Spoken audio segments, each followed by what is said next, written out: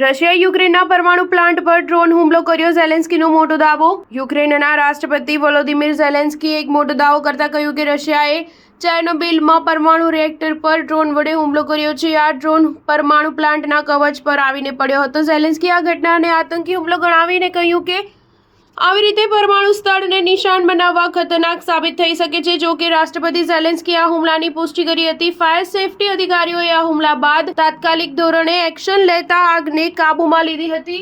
Russia સામેના યુદ્ધને કારણે યુક્રેનમાં આવેલા પરમાણુ પ્લાન્ટની સુરક્ષા અંગે ચિંતા વધી ગઈ છે। ઝેલેન્સ્કી પણ કહી ચૂક્યા છે કે ન્યુક્લિયર પ્લાન્ટની સુરક્ષાના જોખમોને ધ્યાનમાં રાખી બેદરકારી ચલાવી લેવાય તેમ નથી। એટલા માટે સૈન્યને આઈએની હંમેશા હાઈ એલર્ટ પર રહેવું જોઈએ। સ્ટાર ન્યૂઝ 7 હંમેશા સચ્ચાઈની સાથે।